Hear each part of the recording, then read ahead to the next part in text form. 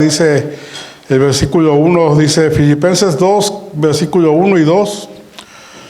Dice, por tanto, si hay alguna consolación en Cristo, si algún consuelo de amor, si alguna comunión del Espíritu, si algún afecto entrañable, si alguna misericordia. Y dice Pablo, completad mi gozo, sintiendo lo mismo, teniendo el mismo amor, unánimes, sintiendo una misma cosa. Estudiando estos versículos, ahorita comenzamos el capítulo 2 y como lo he estado estudiando, comenzaría una serie hasta el versículo 11 y 12, donde Pablo nos habla de lo que es el egoísmo y lo que es el orgullo. Todos estos versículos que vamos a estudiar a partir de estos dos versículos va a tratar acerca de lo mismo, porque Pablo nos ha venido hablando de lo que es la unidad, lo que es el amor entre los creyentes. Y estudiando estos versículos, miré una anécdota de una cantante que a finales de los años 70, y la otra vez estábamos platicando acerca de esta canción, y esta cantante se llama Rocío Jurado.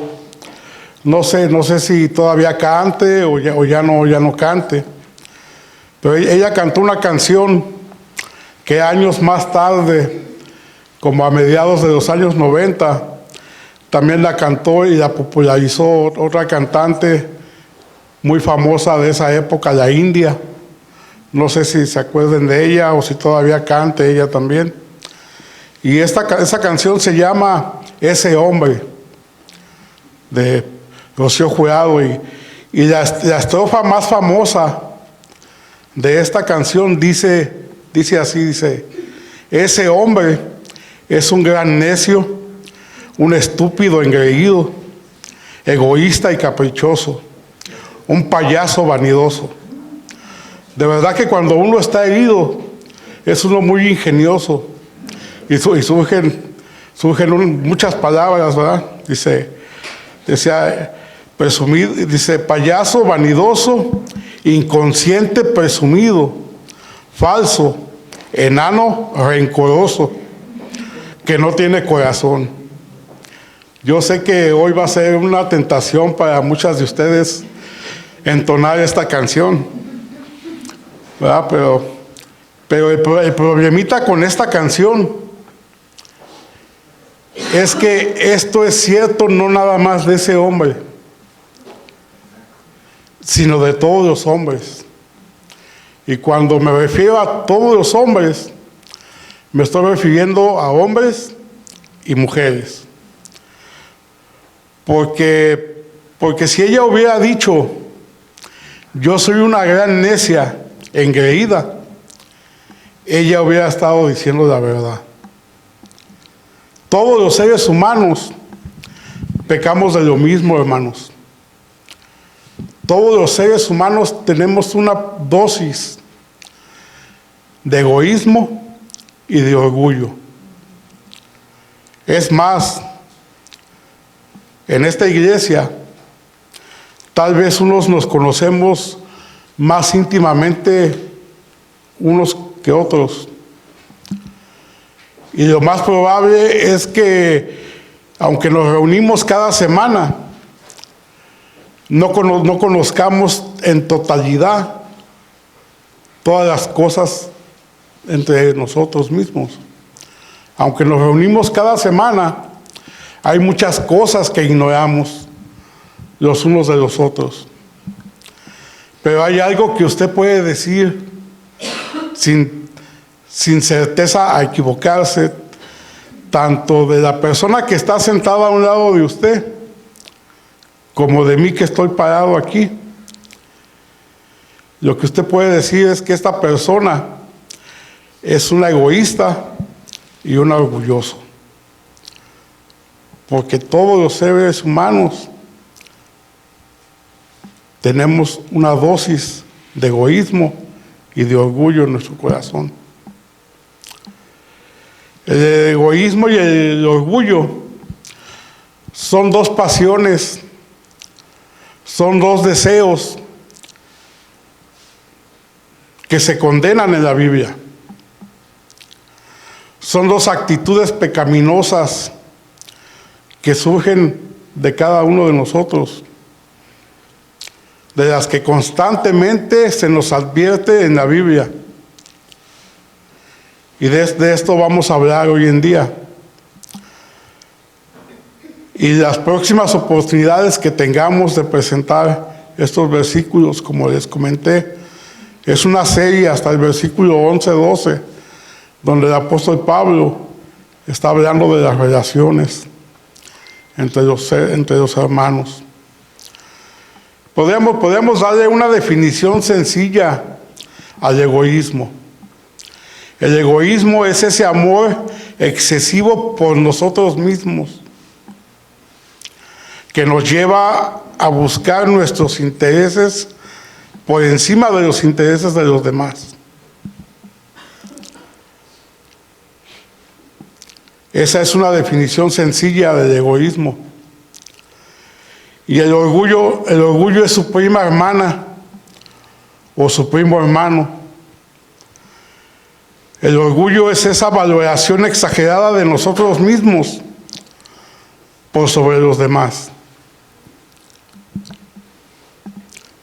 ¿Y por qué son tan malas estas pasiones o estas obras de la carne?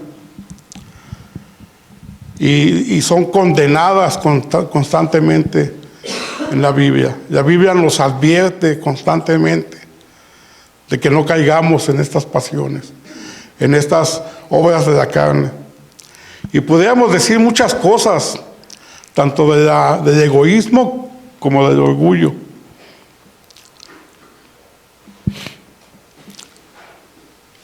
Porque inclusive, hermanos, el egoísmo y el orgullo es tan aborrecible que hasta las personas que no son cristianas aborrecen a las personas que son egoístas y que son orgullosas.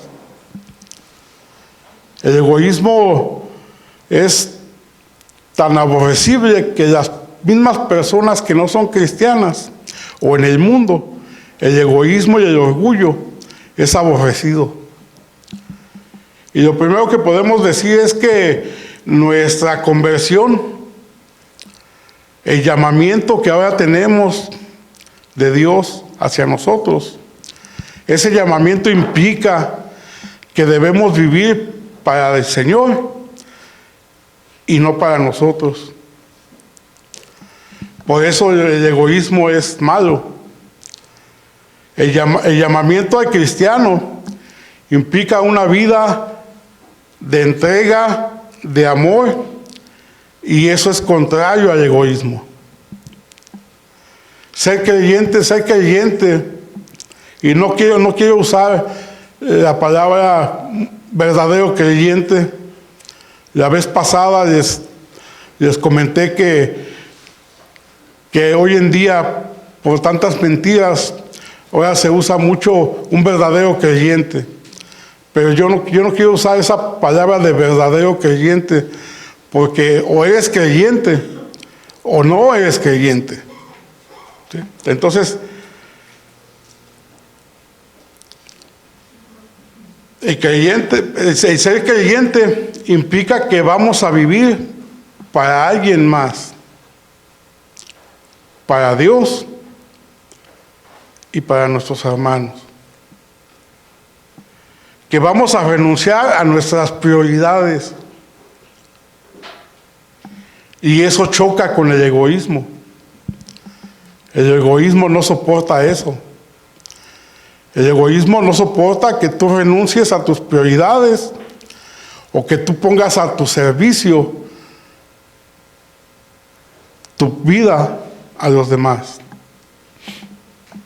Nuestras vidas como creyentes ya no están centradas en nosotros mismos, sino están centradas en Dios y en los demás. Y el egoísmo es contrario a eso. ¿Sí? El egoísmo es contrario a que tú le des tu vida a Dios y que le des tu vida a tus hermanos. Podríamos decir que el egoísmo es malo porque el mismo llamamiento que nos llamó nos pide que le demos todo a Dios.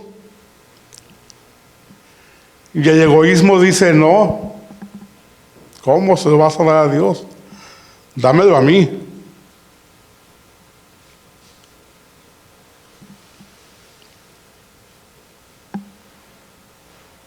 Y segundo, ¿por qué el orgullo es malo?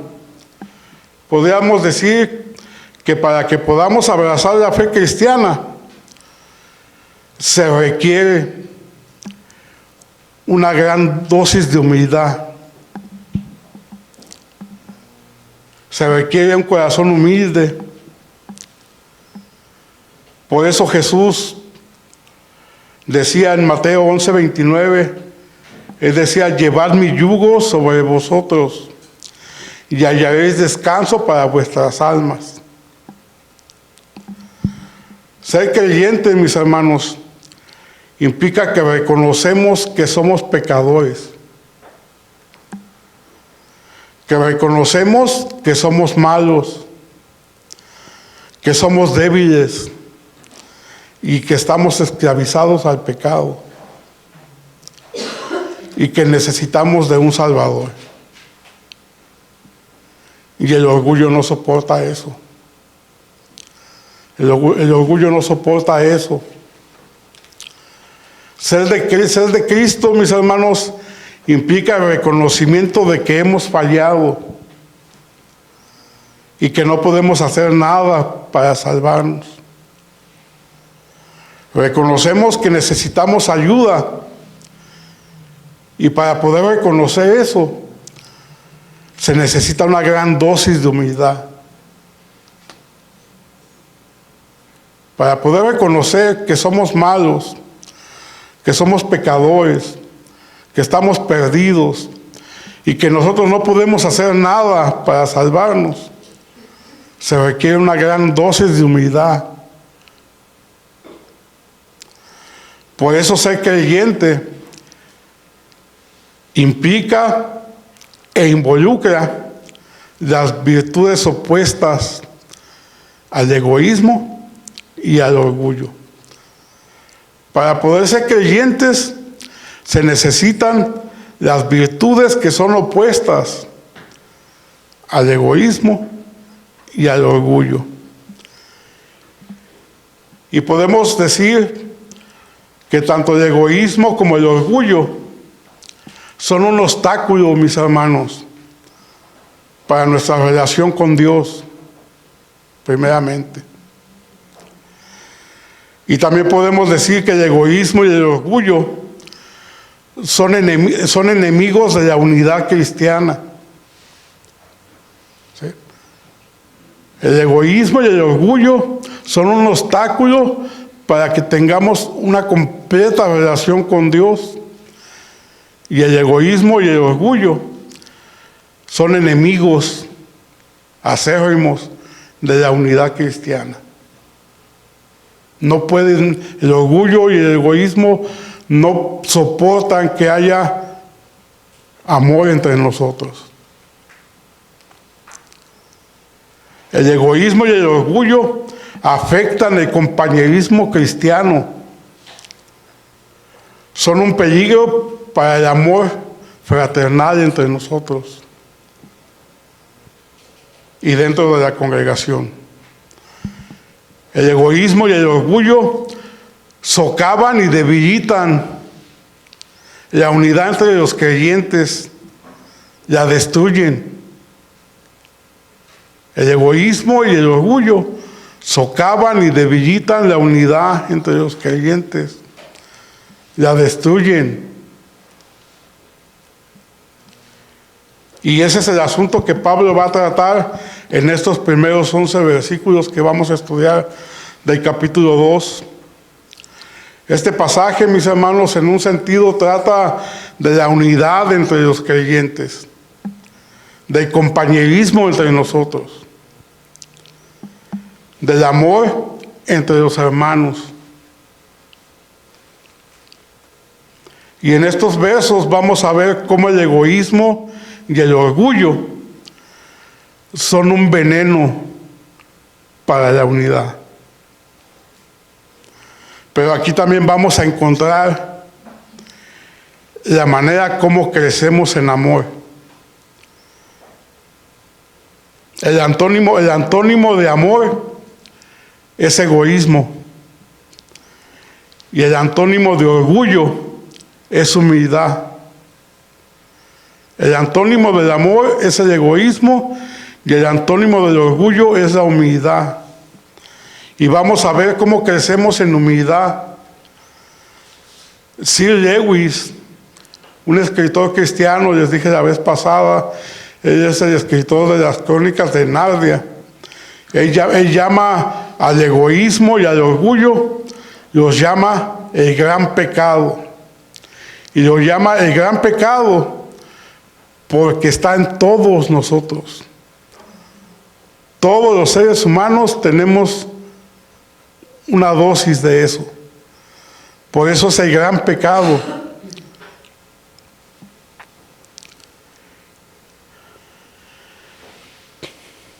Y Pablo nos va a dar el remedio para esa enfermedad de la envidia y del orgullo, del egoísmo y del orgullo. Y nos va a dar el remedio para que la iglesia crezca en unidad y en amor fraternal. La razón por la que yo digo que estos pasajes hablan de las relaciones y de estar unidos es porque de eso ha estado hablando Pablo.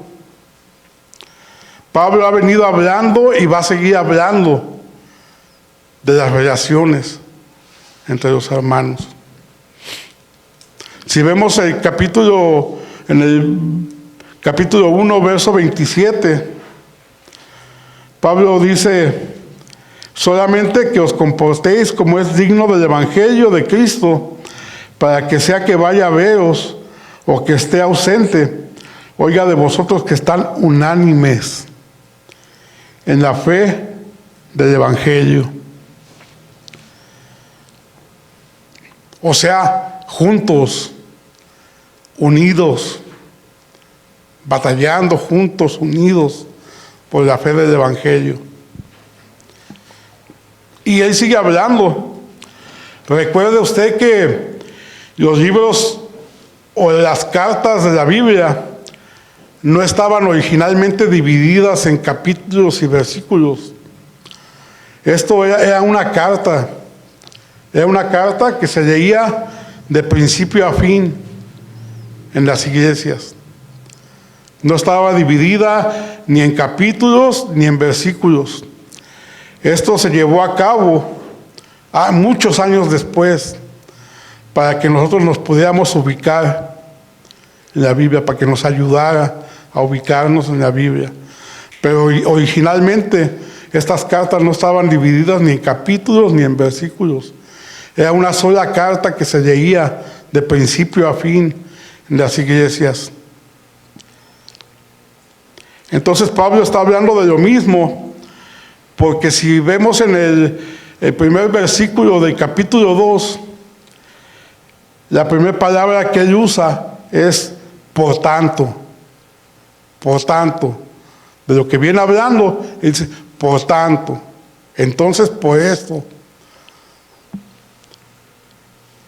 Él está hablando de lo mismo y está conectando.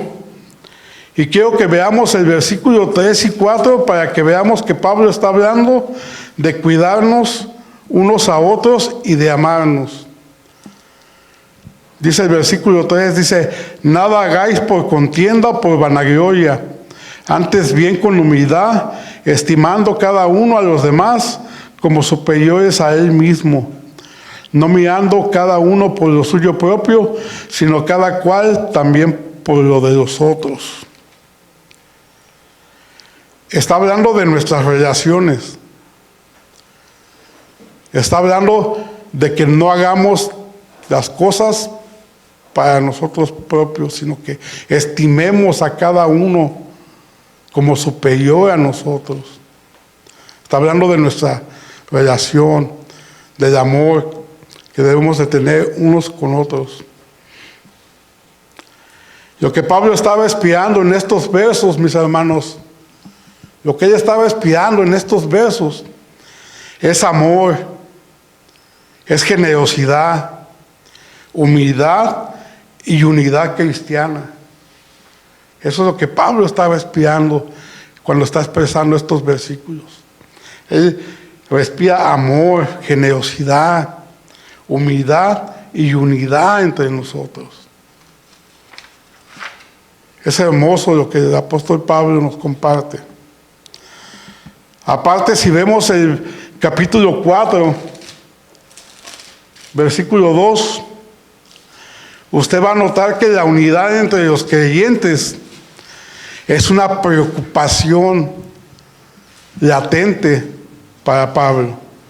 Pablo dice: ruego a Evodia y a Síntique que sean de un mismo sentir en el Señor.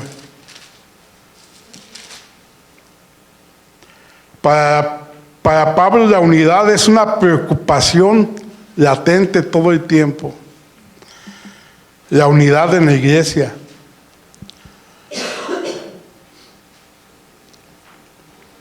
Y en estos dos versículos hay por lo menos tres cosas. En el versículo 1 y 2 del capítulo 2 hay por lo menos tres cosas que vamos a desglosar en esta mañana. La número 1 de las tres cosas, Pablo le recuerda a los filipenses y a nosotros algunos de los beneficios que tenemos en Cristo. Número 2, les recuerda a los filipenses y a nosotros el llamamiento que tenemos a ofrecer esos beneficios que hemos recibido a nuestros hermanos. Y número 3, también Pablo les expresa y nos expresa a nosotros el gozo que le produce ver la unidad entre los creyentes. Al final vamos a dar unas palabras de aplicación, pero vamos a comenzar desglosando estos tres puntos. Número 1, Pablo les recuerda algunos de los beneficios que tenemos en Cristo. Veamos el versículo 1. Dice: por tanto. Y esta palabra por tanto ya dijimos que conecta a lo que él ha venido hablando. Pero también esta palabra por tanto, porque después dice si hay alguna consolación en Cristo, lo podríamos interpretar si es que hay alguna consolación en Cristo. Pero no, esta palabra dice por tanto, que tienen, que han recibido, que han obtenido consolación en Cristo. Si algún consuelo de amor, si alguna comunión del Espíritu, si algún afecto entrañable, si alguna misericordia. ¿Sí? No es que si por casualidad han recibido consuelo, no es que si por casualidad ahora tienen comunión por el Espíritu, sino en tanto, por tanto que tienen, dice Pablo, dice esta palabra por tanto se traduce en vista de que tienen consolación en Cristo, en vista de que tienen consuelo de amor, en vista de que tienen comunión del Espíritu, en vista de que tienen afecto entrañable en Cristo, en vista de que han recibido misericordia en Cristo. Cambia totalmente el panorama, ¿verdad? Para que no nos hagamos malas interpretaciones, ¿sí? No es de que si por casualidad, no es que a lo mejor, sino en vista de que tienen, de que han recibido, de que han obtenido por medio de la obra de Jesucristo cuando los rescató. Han obtenido estos beneficios. ¿Sí? Todos los creyentes podemos recordar y confiar. Bueno, hemos recibido consuelo porque Cristo prometió estar con nosotros hasta el fin del mundo. En Mateo 28:20. ¿Sí? Podemos ir a Mateo 28:20.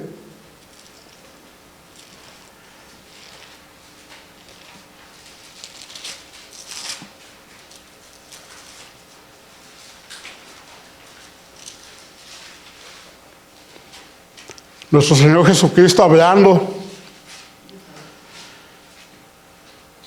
Él dice, enseñándoles que guarden todas las cosas que os he mandado. Y he aquí, yo estoy con vosotros todos los días hasta el fin del mundo. Nuestro Señor Jesucristo prometió estar con nosotros hasta el fin del mundo. Y Él prometió estar con nosotros hasta en las situaciones más difíciles, en las circunstancias más difíciles que estés atravesando. Y mis hermanos, cuando un creyente abraza esa promesa, se aferra a esa promesa, ese creyente recibe estímulo y consuelo. Si algún consuelo de amor, en otras palabras, Pablo les está diciendo, en Cristo, ustedes ahora y nosotros hemos recibido el consuelo de amor. Han recibido consuelo de amor porque sabemos que somos amados por Él. Y seguiremos siendo amados por Él. El día de hoy, mis hermanos, hoy somos amados por Él.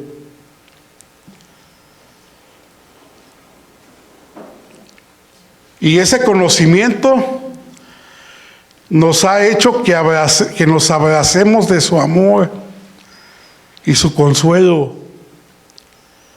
Esté pasando lo que esté pasando en nuestras vidas. La vez pasada vimos que Dios es soberano en el sufrimiento de sus hijos por causa del Evangelio. Y Dios es soberano en el sufrimiento de sus hijos, aunque no sea por causa del Evangelio.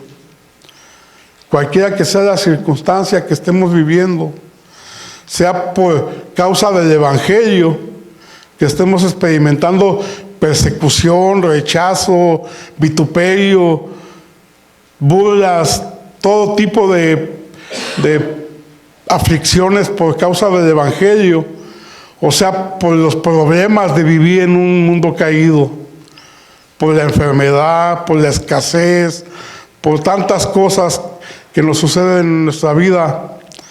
Nosotros hemos recibido el consuelo de amor, porque somos amados por Jesús. Nos abrazamos a esa verdad, y esa verdad nos sostiene, esa verdad nos consuela. Es suficiente, no necesitamos nada más. ¿Sí? No necesitamos nada más, esa verdad es suficiente.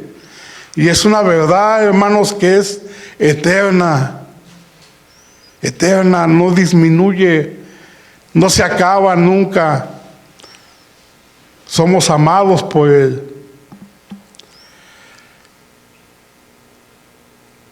Ánimo, estímulo, consuelo en Cristo. Cristo es el único que nos puede dar consuelo en este mundo, mis hermanos. Él es el único que nos puede dar consuelo en nuestra aflicción, en nuestra tentación, en nuestros pecados. cuando pecamos, en la soledad, en los problemas familiares,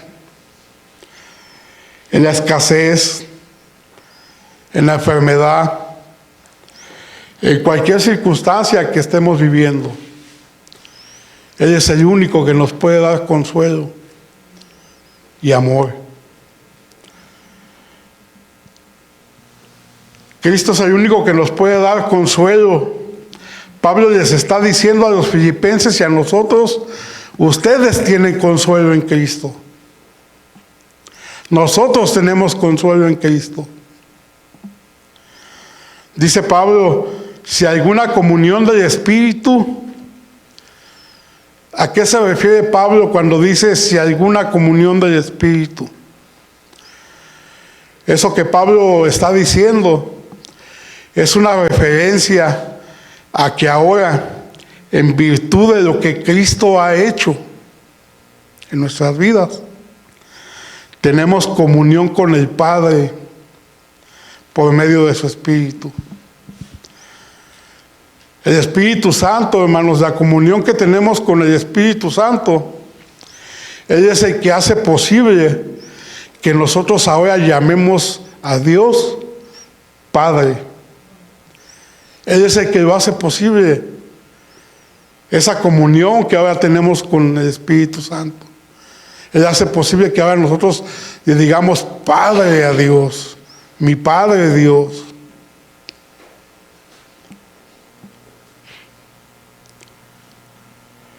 Y ahora por medio del Espíritu tenemos compañerismo e intimidad con Dios. Es el Espíritu Santo el que nos lleva a tener compañerismo con Dios. Porque si hemos sido rescatados por Cristo, hermanos, ahora tenemos comunión con el Padre. Y esa es una realidad que no va a cambiar. Es una realidad eterna también. Si me acompaña a Romanos 8:37.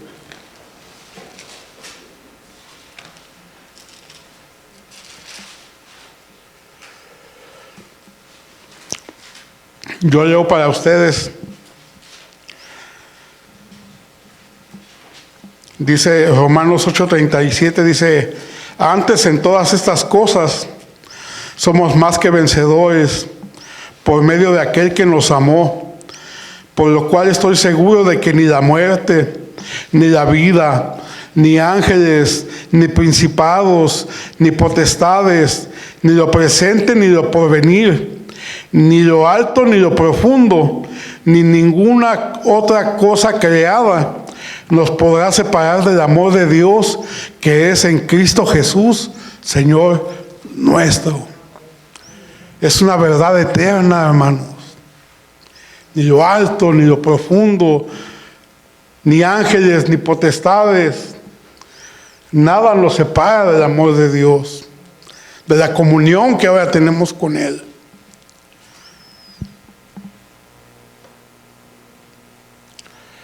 Nosotros somos creyentes. Si nosotros somos creyentes y alguien nos pregunta: ¿cómo está tu relación con Dios? Y vuelvo a repetir, no quiero mencionar verdadero creyente, pero cuando me refiero a creyente, me refiero a eso. Una persona que ha nacido de nuevo.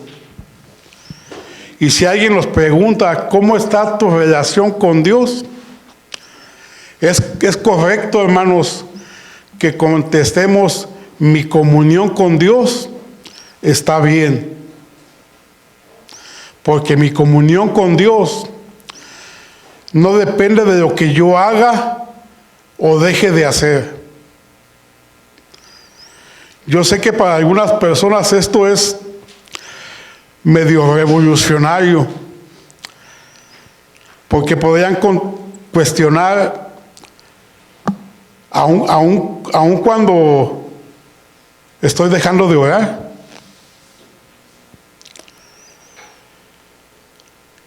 Pero si usted es un creyente, aunque esté descuidando su tiempo de oración, la comunión que tiene con Dios sigue siendo la misma. Sigue siendo la misma. Porque no somos menos hijos. Porque pequemos. Y todos los días pecamos. Todos los días pecamos. Pero no somos menos hijos de Dios. Seguimos siendo hijos amados por Dios. La experiencia de esa comunión y la experiencia de ese amor puede disminuir. Claro, puede disminuir. Lo que nosotros experimentamos puede ser afectado por nuestro pecado, por nuestra falta de oración, por nuestra falta de lectura de la palabra, por nuestra falta de venir a la iglesia. Pero nuestra comunión con Dios no cambia, porque no depende de lo que nosotros hagamos, depende de lo que Cristo hizo ya hace más de 2000 años en la cruz del Calvario.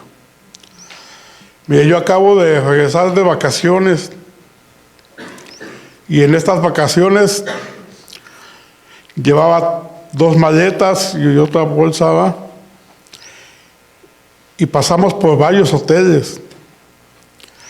Y cada vez que llegábamos a un hotel, abríamos la maleta y sacábamos la ropa que íbamos a usar los días que íbamos a estar en ese hotel, ¿verdad? Cuando un creyente es rescatado, mis hermanos, y es sellado con el Espíritu Santo, el Espíritu Santo no llega con maletas. El Espíritu Santo no saca la ropa que va a usar los días que esta persona esté bien entregada a Dios. El Espíritu Santo no llega con maletas. El Espíritu Santo se contrista. Se contrista cuando estamos descuidando nuestro tiempo de oración, cuando estamos pecando intencionalmente, cuando no nos estamos congregando, cuando no estamos teniendo amor para con nuestros hermanos. El Espíritu Santo se contrista, pero Él no hace las maletas y se sale y después regresa. Él no es un viajero. Él no es un viajero como yo fui viajero. Cuando Dios te sella con su Espíritu Santo, te sella para siempre. Y ese Espíritu Santo te redarguye. El Espíritu Santo no te deja que te descuides. Sí te puedes descuidar y pasar un tiempo descuidado, pero el Espíritu Santo te está redarguyendo todo el tiempo hasta que vuelves nuevamente a tener una relación completa con tu Señor. ¿Sí? ¿Me entendieron el ejemplo? Si es que hemos nacido de nuevo, si somos creyentes, hemos sido sellados con su Espíritu. Y su Espíritu no llega con maletas. Su Espíritu llega para estar en tu vida hasta la eternidad, hasta el día de Jesucristo, hasta que estos cuerpos sean glorificados, exaltados juntamente con Él. Por medio del Espíritu es que tenemos comunión y tenemos participación de la vida eterna, mis hermanos. Él es el que hace posible que tengamos comunión con Dios y que participemos de la vida eterna. Después también dice, si algún afecto entrañable y alguna misericordia. Y ustedes recordarán cuando estudiamos en el capítulo 1, el versículo 8, que Pablo dice, porque Dios me es testigo de cómo os amo a todos vosotros, con el entrañable amor de Jesucristo. Pablo utiliza la palabra entrañable nuevamente. Es la misma palabra que usó en el versículo 8, entrañable. Y llegamos a la conclusión de que cuando Pablo habla de entrañable, está hablando de las entrañas, de las tripas, de las tripas.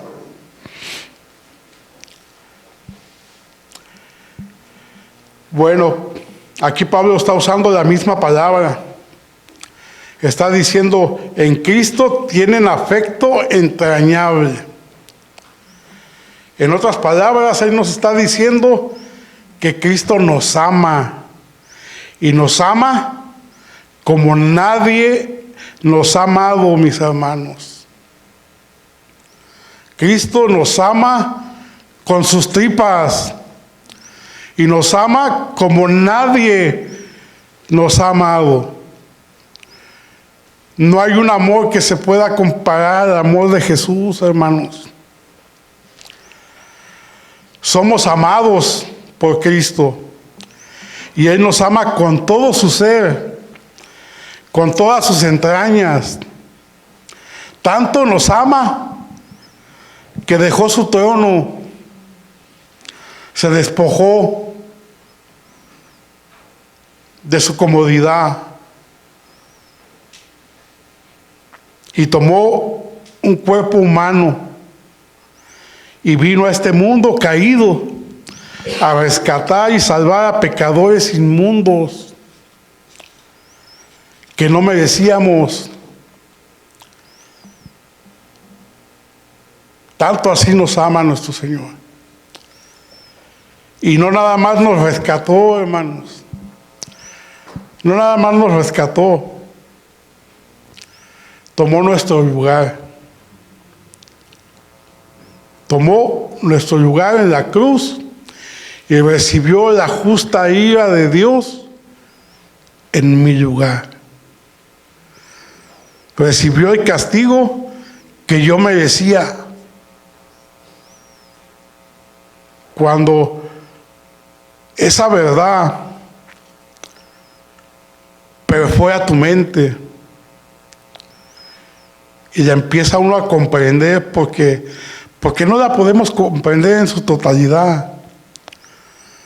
Nuestra mente no nos alcanza a comprender en su totalidad esa obra, esa acción. Pero cuando Dios nos empieza a dar la luz y que empezamos a entender ese rescate, que no nada más nos rescató, sino que tomó mi lugar en esa cruz y recibió el castigo que yo merecía. Es algo que nos asombra, algo que nos impacta nuestras vidas. Impacta nuestras vidas y yo quiero agradarle ahora a Él. Yo quiero amarlo a Él un poquito, por lo menos un poquito de lo que Él me ha amado. Corresponder a ese amor tan grande. Es maravilloso, hermanos. Es maravilloso cuando Dios nos empieza a abrir, a quitar esas tinieblas,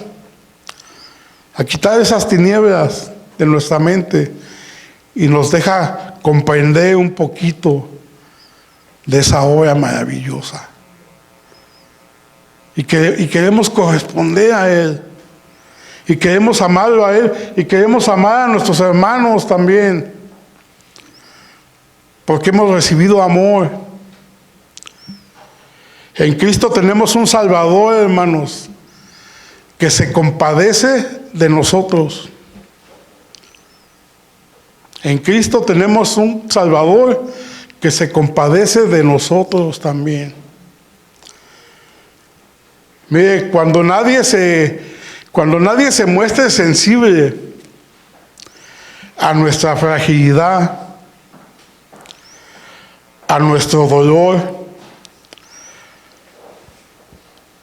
a nuestros pecados,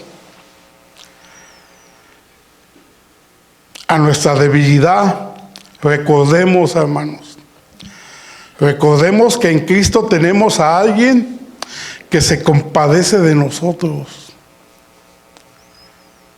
El escritor de Hebreos, capítulo 4, versículo 15, dice: porque no tenemos un sumo sacerdote que no pueda compadecerse de nuestras debilidades, sino a uno que fue tentado en todo, según nuestra semejanza, pero sin pecado. Y dice el escritor: acerquémonos pues confiadamente al trono de la gracia para alcanzar misericordia y hallar gracia para el oportuno socorro. Cristo se compadece de nosotros. Cuando nadie más se compadezca de nosotros, cuando nadie más entienda nuestras debilidades, cuando nadie más comprenda por qué sigues cayendo en el mismo pecado,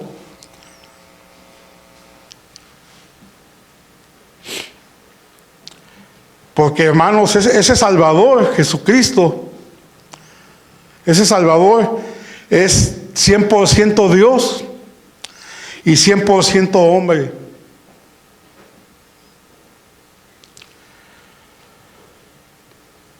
Y como hombre, Él experimentó las mismas miserias y la misma experiencia humana. Él experimentó las mismas miserias que experimentamos nosotros. Y tuvo la misma experiencia que todos tenemos. Con nuestras debilidades, con nuestras tentaciones. Él también fue tentado, Él también tuvo hambre, Él también estuvo cansado. Todo lo experimentó Él. Él se compadece de nosotros. Mira, hermano, si hay alguien que nos entiende en este mundo, se llama Jesús de Nazaret. Si hay alguien que nos entiende a cada uno de nosotros en este mundo, se llama Jesús de Nazaret. Él nos entiende. Nunca nos sintamos solos, hermanos, o que no tenemos amigos que nos comprendan. Nosotros tenemos el mejor amigo. En Cristo tenemos amor y una misericordia que es segura, es eterna y es suficiente. En Cristo tenemos amor y misericordia que es segura, que es eterna y que es suficiente para cualquier circunstancia que estemos viviendo cada uno de nosotros. Hemos recibido su amor y su misericordia, la hemos experimentado y la seguiremos experimentando, porque todos los días fallamos. Todos los días erramos, pero todos los días podemos venir al trono de la gracia y encontraremos socorro para cada uno de nosotros, dependiendo de las circunstancias de cada quien. Porque su amor, el amor de Cristo, es un amor y una misericordia, hermanos, que son eternas en Él. Lo que Pablo está diciendo en este versículo 1 es que en Cristo tenemos todos los beneficios. Lo que está hablando. En Cristo tenemos consolación, tenemos ánimo, estímulo, consuelo y tenemos unión del Espíritu Santo. En Cristo tenemos todos esos beneficios que mencionó en el versículo 1. Tenemos consolación, ánimo, estímulo, consuelo, unión por medio del Espíritu. En Cristo hemos obtenido ánimos para seguir adelante en esta carrera, hermanos. En Cristo obtenemos el consuelo de amor, porque en Él tenemos perdón de pecados. Él perdona nuestros pecados. Consuelo porque Él prometió estar con nosotros hasta el fin del mundo. En Cristo tenemos una gloriosa comunión y un compañerismo con Dios por medio de su Espíritu, hermanos. En Cristo hemos recibido afecto, su simpatía, su misericordia, su sensibilidad, su trato tierno para con nosotros, especialmente para el día malo.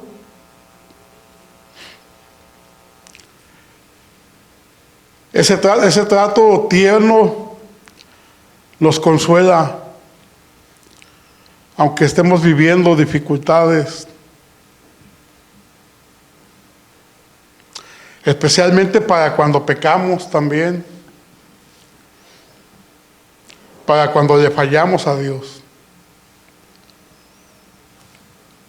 Él nos sigue impulsando, Él nos sigue perdonando, Él nos sigue ministrando por medio de su Espíritu Santo.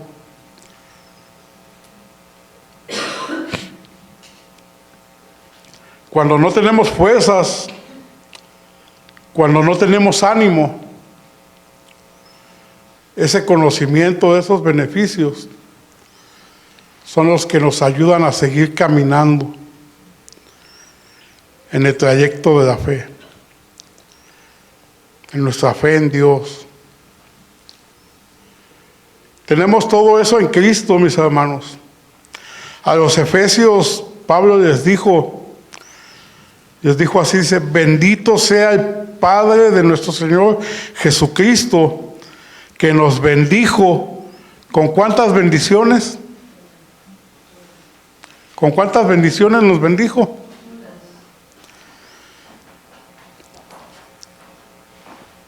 Con todas las bendiciones espirituales en los lugares celestiales en Cristo.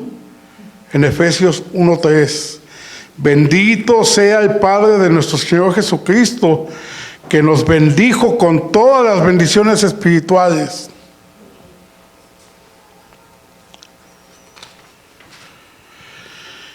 Fuimos enriquecidos por Dios.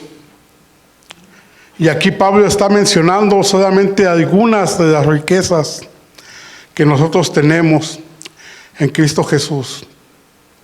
Estímulo, ánimo, consuelo, amor, compañerismo con Dios, afecto entrañable.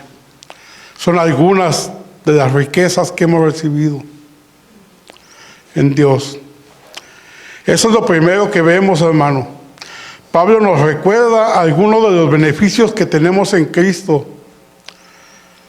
Y número 2, Pablo nos llama a reflejar y a ofrecer esos beneficios con nuestros hermanos. Leamos el versículo 2.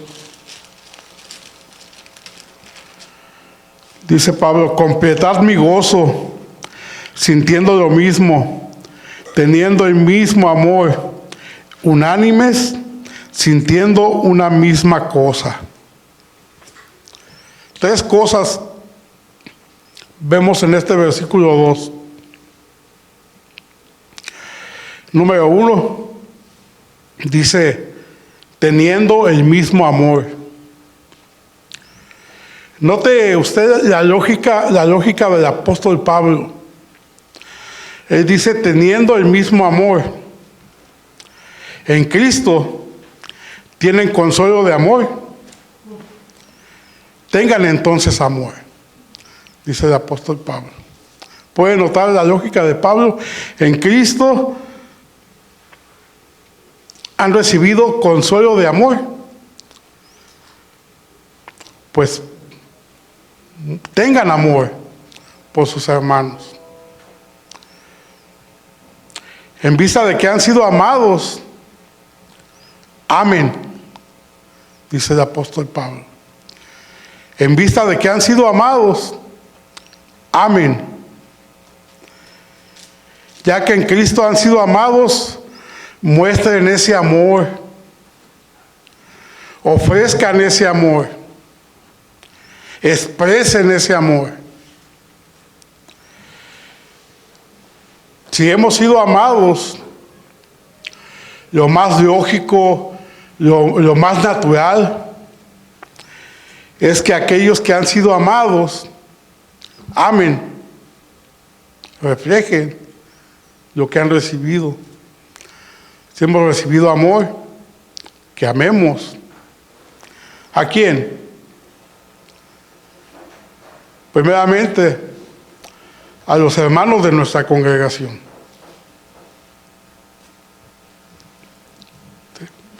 Si hemos recibido amor, mostremos amor, reflejemos amor, primeramente para nuestros hermanos de la congregación. Y número 2, él dice unánimes. En el versículo de capítulo 1, 27,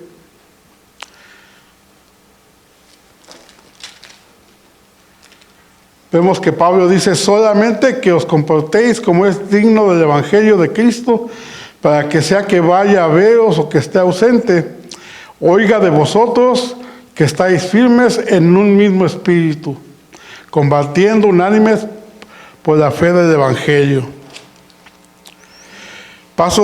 Pablo dice unánimes. Y aquí en el versículo 2:2, él utiliza la misma palabra también, unánimes. Otras versiones traducen y dicen unidos en un mismo espíritu. Volvamos a notar la lógica de Pablo.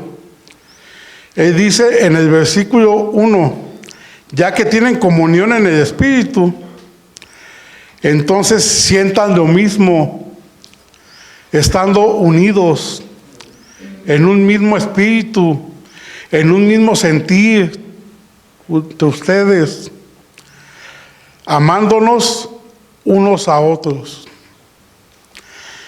Él dice, ya que tienen comunión por medio del Espíritu, deben esforzarse por reflejar comunión y amor entre nosotros.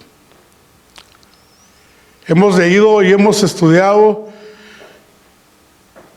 que esas cosas no llegan solas, ni surgen naturalmente de nosotros. Tenemos que ejercitarlas. Tenemos que ser intencionales. Tenemos que ejercitar los dones del Espíritu.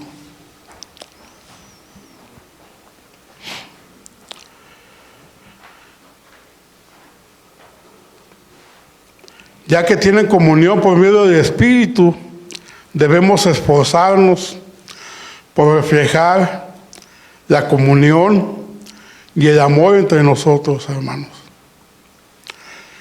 Ya que tenemos comunión con Dios, debemos de ser intencionales y debemos anhelar reflejar esa misma comunión entre nosotros. Sean de un mismo espíritu entre ustedes, sintiendo una misma cosa, sintiendo lo mismo entre nosotros, sintiendo lo mismo que hemos recibido. ¡Wow!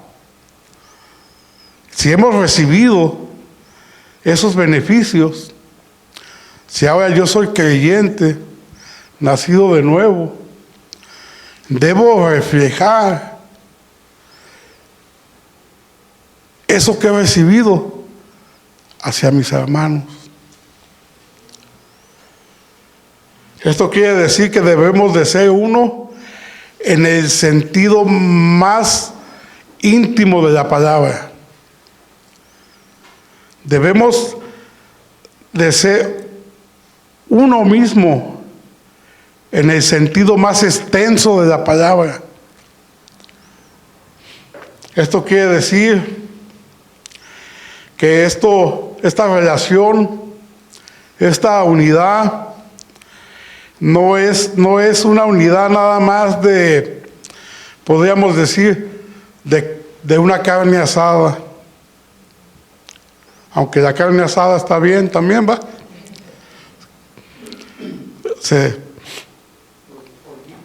O para pasar un buen tiempo nada más, ¿va? Para comer. Es todavía más grande. Es en todo el sentido extenso de la palabra. Unidad, juntos, unánimes, batallando juntos, levantándonos unos a otros, ayudándonos unos a otros, reflejar lo que hemos recibido a nuestros hermanos. Porque si nuestra unidad solo llega o nada más alcanza para pasar un buen tiempo en la carne asada o para que comamos juntos, pues hay un serio problema entonces, mis hermanos. Sí, si nuestra unidad solamente llega hasta eso, a comer juntos los domingos, después del servicio,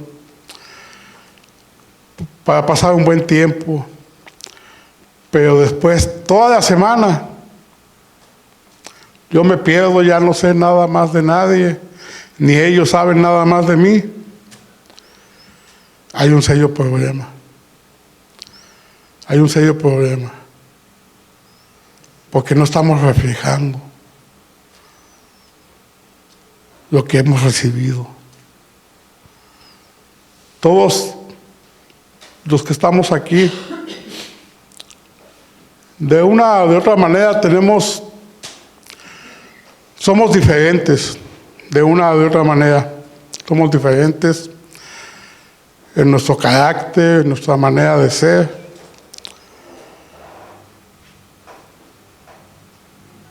Pero todos estamos unidos por lo mismo, el amor de Cristo. Dice la palabra que el amor de Cristo nos constriñe. Y esa palabra constriñe significa nos impulsa a poner al servicio de nuestros hermanos los beneficios que hemos recibido: amor, consuelo.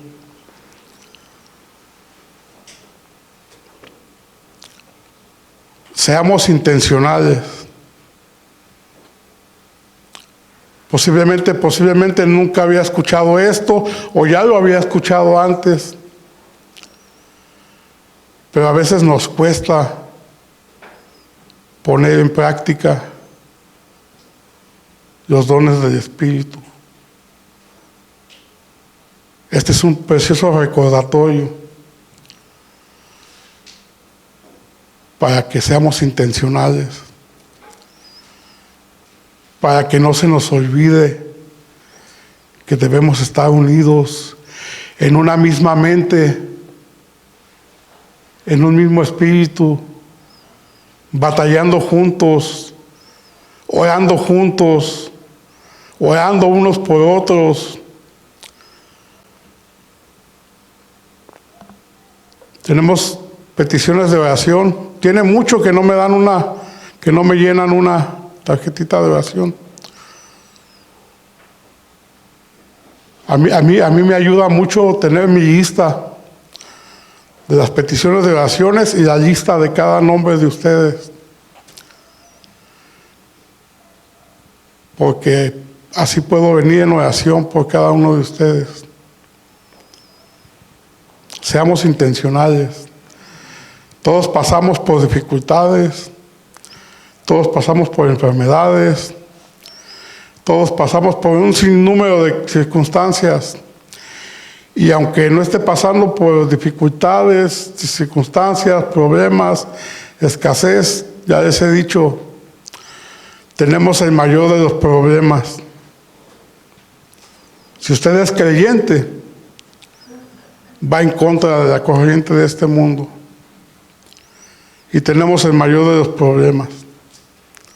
Tenemos que orar unos por otros, amarnos unos a otros, ministrarnos unos a otros en amor, ayudarnos unos a otros. Sean de un mismo espíritu entre ustedes, sintiendo una misma cosa, sintiendo lo mismo entre nosotros, sintiendo lo mismo, ofreciendo lo mismo que hemos recibido. Estar unidos en una misma alma, en la misma mente. Lo que Pablo nos está diciendo es que estemos unidos en todo, en nuestras relaciones, en todo, hermanos.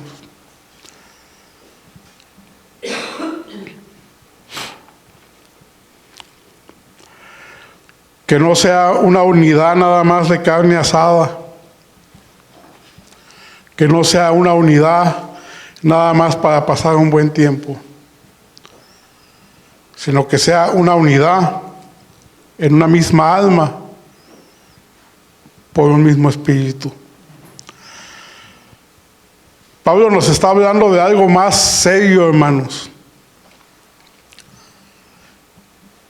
De algo más íntimo. De algo más profundo todavía. Que nos demos unos a otros.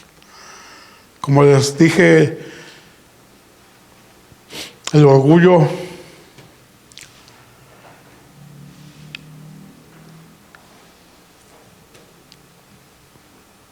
socava, debilita nuestras relaciones. Pero el amor y la humildad fortalecen la unidad cristiana. Él nos dice, sean uno desde su alma, sean uno desde su mente, sean uno desde su espíritu. Nos necesitamos, unos a otros nos necesitamos. Yo necesito de usted y usted necesita de mí. Yo necesito que usted ore por mí y usted necesita que yo ore por usted. Yo necesito que usted me ayude a pastorear a mi hijo y usted necesita que yo le ayude a pastorear a los suyos. Que seamos intencionales en todo nuestro actuar y que estemos caminando hacia el mismo propósito, para la misma meta, con el mismo ideal. Que a pesar de que somos distintos y que somos diferentes, seamos de una misma mente y que vayamos hacia un mismo propósito, hermanos. Y ese propósito es el bien de la iglesia y la gloria de Dios. Ese es el propósito. Ese es el propósito de que correspondamos a lo que hemos recibido. El bien de la iglesia, la sanidad, que sea una iglesia sana. Ese es el propósito, que sea una iglesia sana, que le demos la gloria a Dios. William Hendrickson, un comentarista bíblico, él lo definía de esta manera. Se los voy a leer, hablando de estos dos versículos. William Henderson dice estas cosas, dice, la esencia de lo que Pablo dice es, si puedes recibir algún socorro o ayuda o ánimo o consuelo de vuestra unión con Cristo, y si su amor hacia vosotros os sirve de estímulo para obrar, y si además os gozáis por la maravillosa comunión del Espíritu, si tenéis la experiencia de la misericordia y compasión de Cristo, decía, probad, demostrar, muestra, enseña, pues, vuestra gratitud por todas estas cosas que has recibido, amando a vuestros hermanos y hermanas. Si hemos recibido todos esos beneficios, dice William Henderson, probad, muéstralo, enséñalo, teniendo amor por vuestros hermanos y hermanas. Y la definición más sencilla y clara de estas palabras de William, él dice que todos los beneficios que hemos recibido en Cristo debemos compartirlos con nuestros hermanos. Es la definición más sencilla de lo que William dice ahí. Todos los beneficios que hemos recibido debemos compartirlos con nuestros hermanos. Número 3, Pablo nos expresa el gozo que le produce ver la unidad entre los creyentes. Si leemos nuevamente el versículo 2, dice Pablo, dice, completad mi gozo. Completad mi gozo. Pablo expresa el gozo que siente cuando ve a todos los creyentes sintiendo lo mismo. Él dice, si están viviendo así, mostrando amor, unidos, batallando juntos, completan mi gozo. Hacen que yo me sienta gozoso. Cuando Él nos ve trabajando por lo mismo y ofreciendo lo mismo unos a otros. Completar mi gozo, dice Pablo. Habíamos dicho cuando empezamos el estudio de esta carta, cuando comenzamos el estudio de Filipenses, habíamos dicho que esta carta, los expertos y los teólogos han llegado están de acuerdo de que esta carta es la carta del gozo, o se le conoce como la carta del gozo. Y se le llama así, la carta del gozo, no porque Pablo haya dicho, voy a escribir la carta del gozo. No se le llama así por eso. Se le llama así porque a lo largo de los 4 capítulos, hermanos, Pablo es un hombre que está lleno del gozo de tener a Cristo. Cristo es la fuente de su deleite. Y Cristo es la fuente de su satisfacción. Por eso se le llama la carta del gozo. Porque a través de los 4 capítulos de Filipenses, Pablo es un hombre que está lleno, está gozoso de tener a Cristo. Cristo es la fuente de su deleite y Cristo es la fuente de su satisfacción.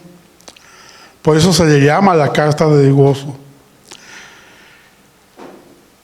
La fuente de su satisfacción y de su deleite no son las cosas que están pasando alrededor de él. No son las circunstancias que él está viviendo. Está preso. Pablo está preso. Pablo está en una situación deplorable, de mucho estrés. Pero eso no es la fuente de su deleite. Eso no afecta a la fuente de su deleite. Cristo es la fuente de su deleite. Porque a Pablo le podían quitar todo. A Pablo le podían quitar todo y meterlo en el calabozo. Y a pesar de haberle quitado todo, no le habías quitado nada. Qué maravillosa, ¿no? Qué maravilloso el ejemplo que nos da Pablo. A Pablo le podías quitar todo, pero no le habías quitado nada.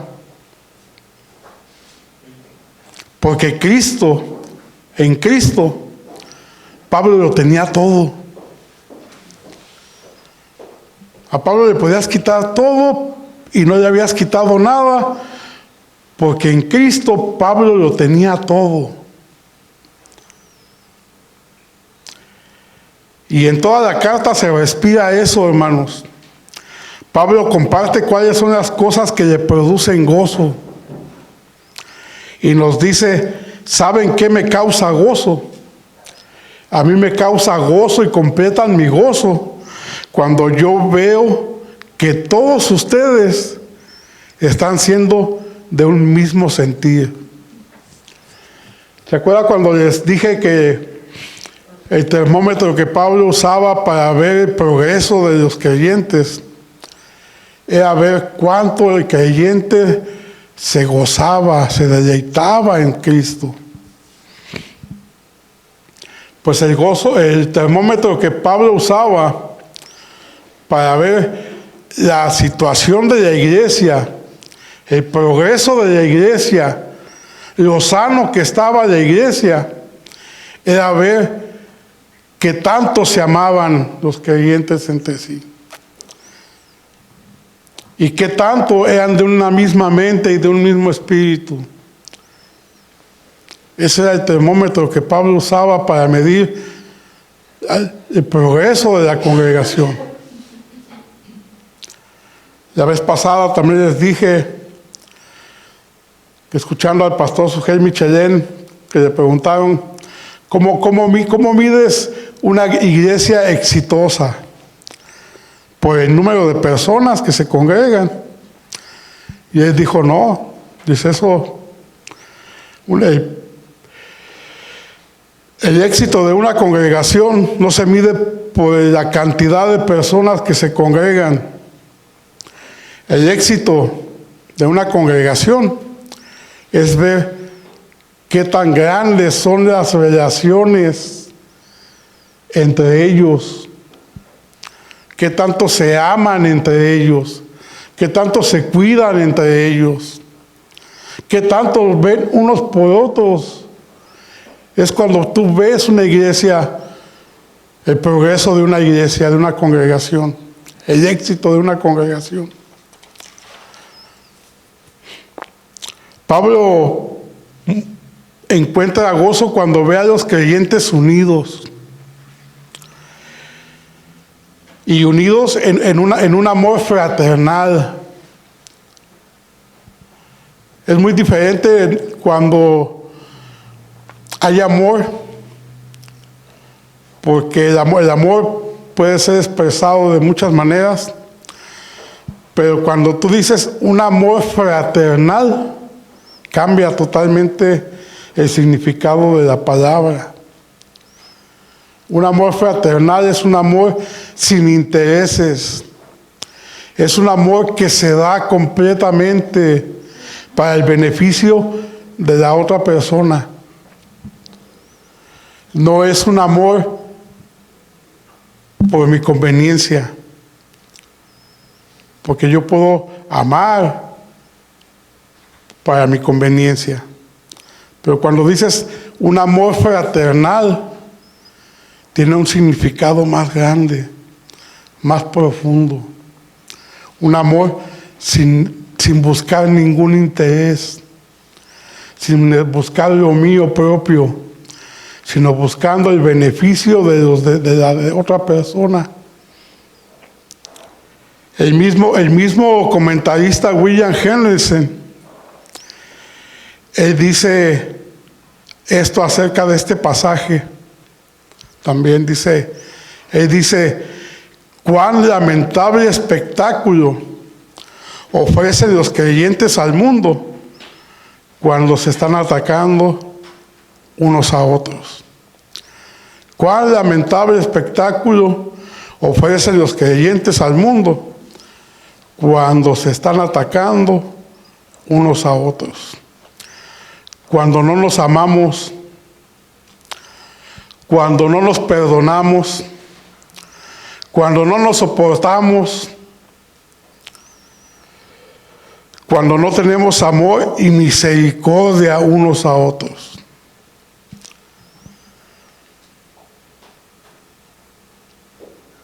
Y también decía esto, o también, cuán precioso espectáculo ofrecemos los creyentes cuando nos perdonamos, cuando nos amamos. Ese es un buen testimonio que mostramos al mundo, hermanos. Cuando nos amamos, cuando nos perdonamos, cuando mostramos amor unos a otros, es un buen testimonio que mostramos al mundo. Porque, mis hermanos, el mundo o las personas de allá afuera, ellos no entienden de pecado. Ellos dicen, ¿pecado? ¿Qué es eso? ¿De qué me hablas? Yo soy un buen padre. Yo soy una buena madre. El mundo dice, o las personas de allá afuera dicen, yo no entiendo a estas personas por qué se congregan cada domingo o cada viernes a orar. No entienden. Se reúnen por un hombre que murió hace más de 2000 años. Ellos dicen pecado. Yo estoy bien. Yo soy una buena persona. Pero ellos, allá afuera, ellos sí entienden. Ellos sí entienden y comprenden cuando ven a un grupo de personas creyentes que se soportan unos a otros a pesar de sus diferencias y se soportan en amor, que se perdonan, que son pacientes unos con otros. Ellos sí entienden eso cuando ven eso.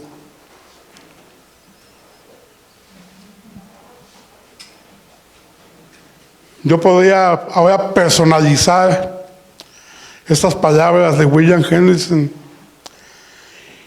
y decir, cuán lamentable espectáculo damos los creyentes en Visión de Gracia.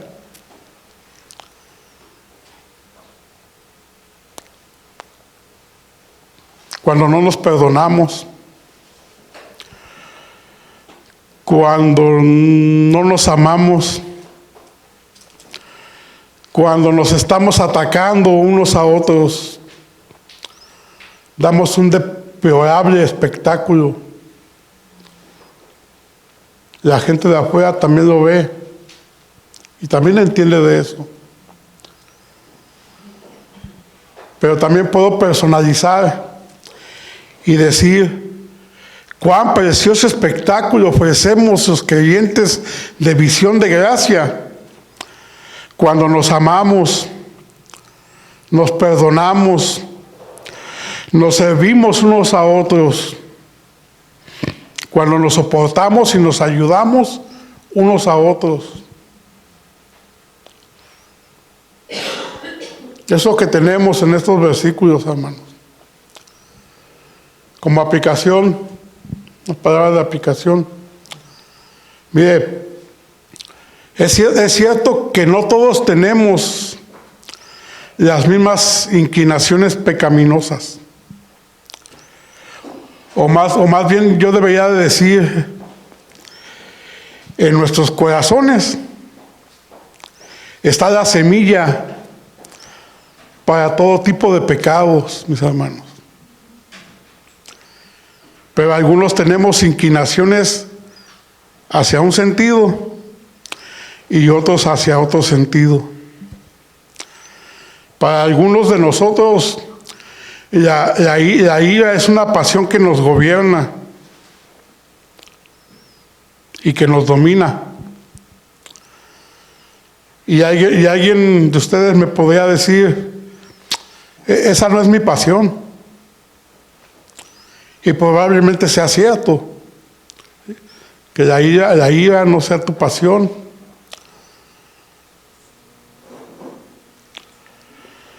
Lo mismo podríamos decir del egoísmo y del orgullo. Y quizás el orgullo y el egoísmo no son las pasiones más fuertes para ti.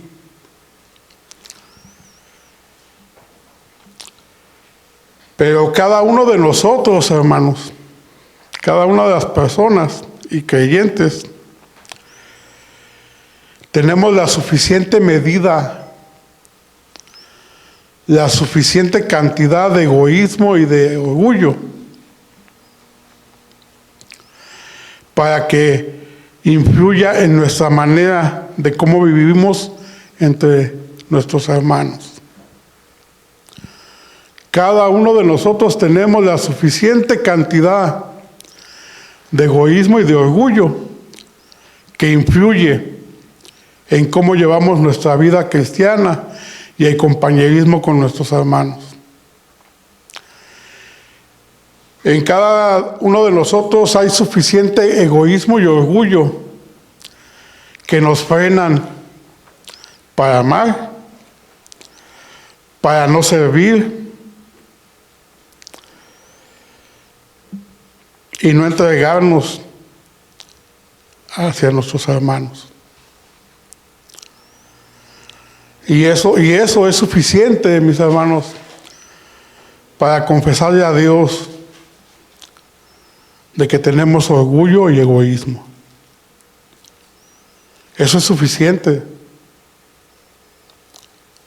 para que le pidamos a Dios que nos ayude